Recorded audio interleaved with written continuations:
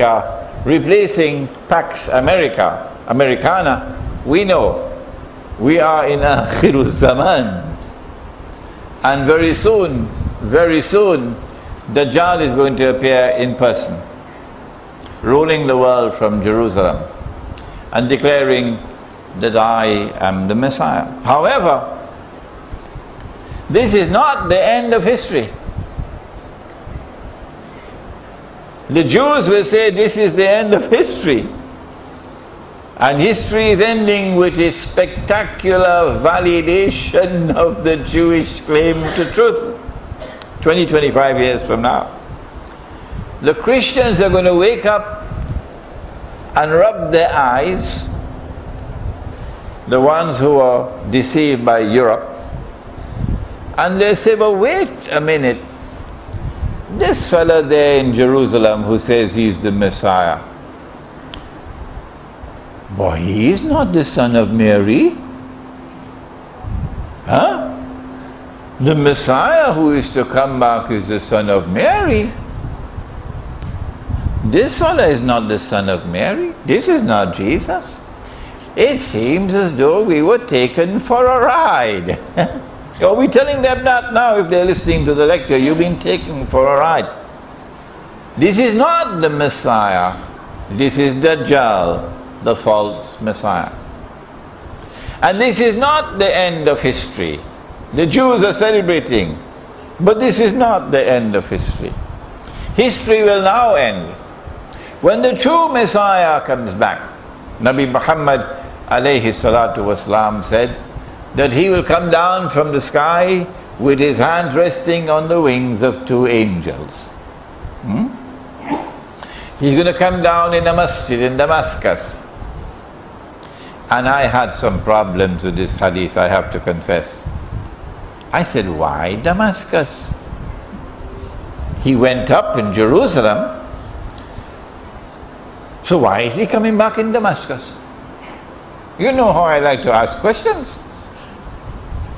So I lived with this problem for some time until I realized, oh wait a minute. The first time he came,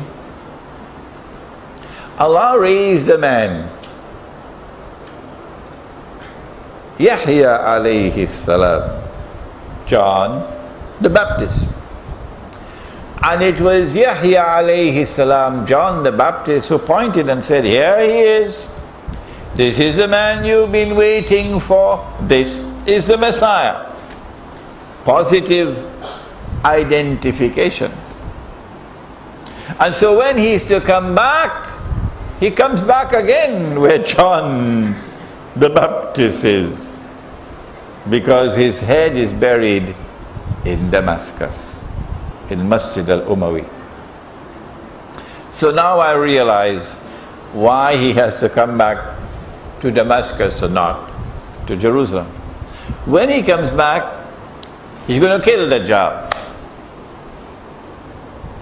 And after he kills Dajjal, then Allah will send فَبَعَثَ اللَّهُ.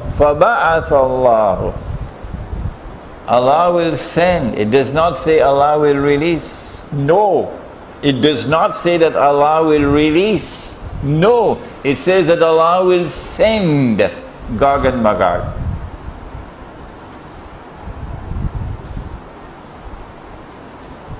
And then comes the big conflict between Gog and Magog.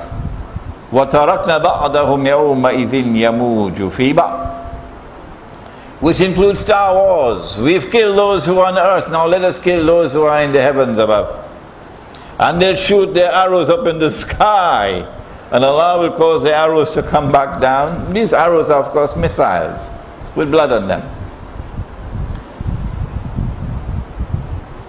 Gog and Magog mutually annihilate each other. And then the power of modern Western civilization is broken. And Israel is now defenseless. I hope Israel is listening. Israel is now defenseless. It is then that the Muslim army will come out of Khorasan. and liberate every territory in a straight line until it reaches Jerusalem. There is no war to fight because the Jews are now on the run. At this time they're stamping their feet as oppressors and oppressing innocent people unjustly. Barbaric oppression. But at that time they go beyond the run. Because Nabi Muhammad alayhi salatu wasalam says history will end this way. Of course, Harun Yahya is lying. I don't know why Harun Yahya has to lie. Why does Harun Yahya have to lie? It's not a good thing to lie. Imran Hussein doesn't use this kind of language. No. There must be a very good, valid reason for him to speak like this publicly and use this violent language. Okay? To tell us that when Nabi Isa alayhi salam returns, the Quran says that the Jews and the Christians will believe in him. La yu'minanna bihi qabla mawti. And the Muslims already believe in him. So history is going to end according to Yahya, Harun Yahya. History is going to end with Christians and Muslims and Jews living together as a family. And since that is the way history is going to end, why don't you live like that now? In other words, why don't you embrace Israel? Looks to me as though the Israeli Mossad scripted that. It looks to me like that. I hope they're listening. That's false, Harun Yahya. Let us tell you the truth, Harun Yahya. Whoever you are, Harun Yahya, hiding behind a pen name. Islamic scholarship doesn't hide behind any pen names. In Islam, when you publish something, you give your name, so you can be held accountable for what you say or what you write.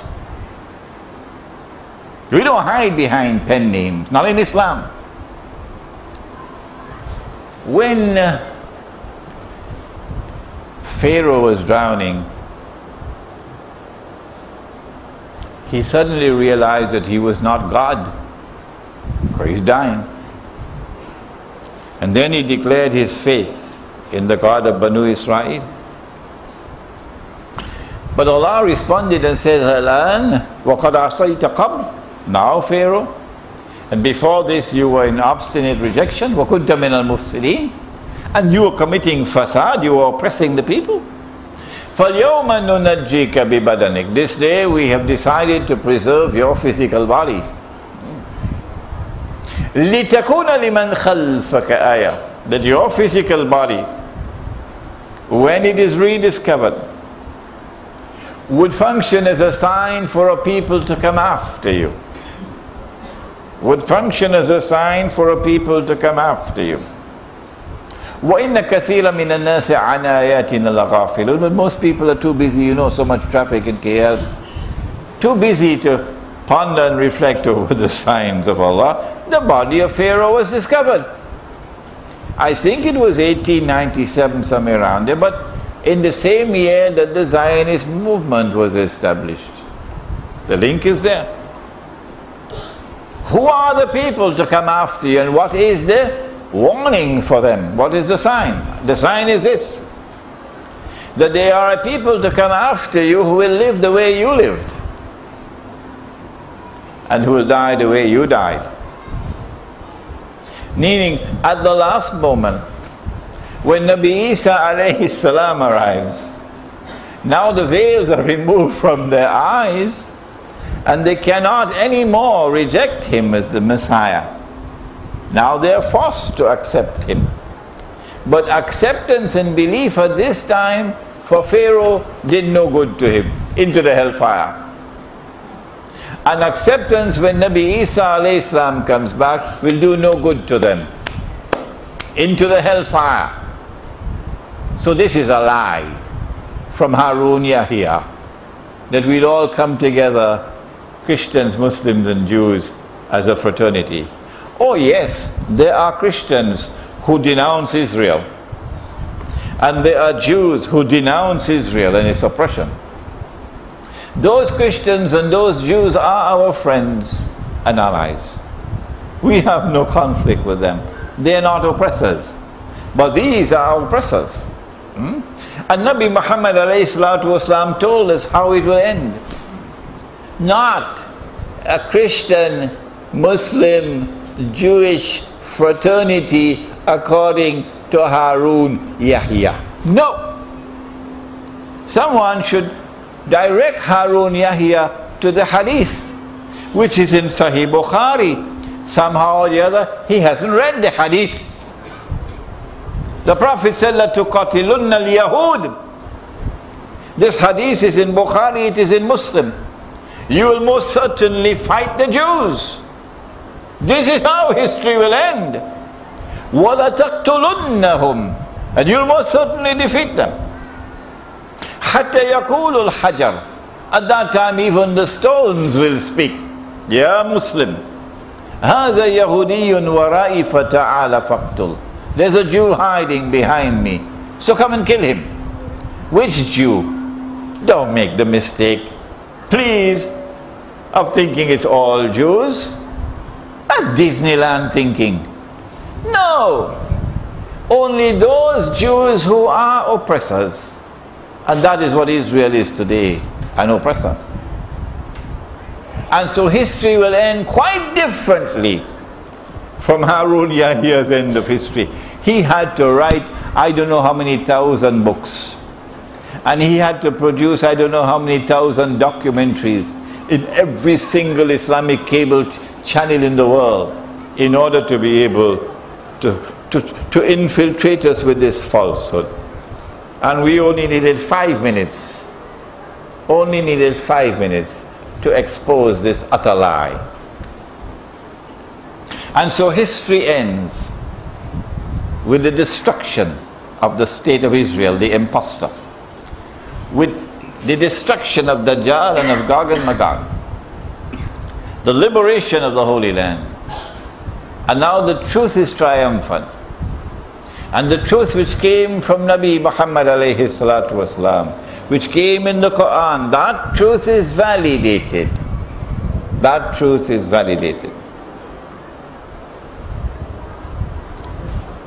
And therefore, Akhirul Zaman ends with truth triumphant in Jerusalem. But the Christians were saying the same thing. And the Jews were saying the same thing. And the Muslims are saying the same thing. Except that it's not the same thing. The truth which came in the Quran is the uncorrupted truth. And you have corrupted the message which came in previous revelations. And so it is to the Quran that mankind must turn. Only the Quran can explain the end of history. We pray that our gathering here tonight will understand that we have a duty to the Quran, that we must not betray the Quran.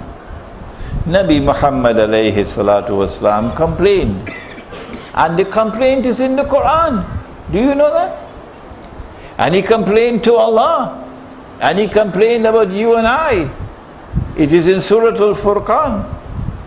وَقَالَ الرَّسُولُ يَا رَبِّ إِنَّ قَوْمِ اتَّخَذُوا هَذَا الْقُرْآنَ مَهْجُورًا. My people have forsaken this Quran.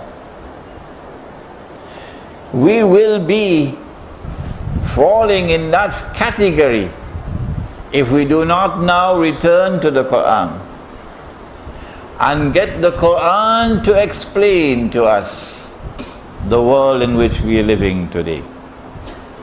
You can begin that process by reciting the Quran constantly, cover to cover. And when you finish, you start again. And when you finish, you start again. Because you know what happens when you recite the Quran constantly? Do you know how much filth gets into the mind? It's constantly being corrupted, filth after filth coming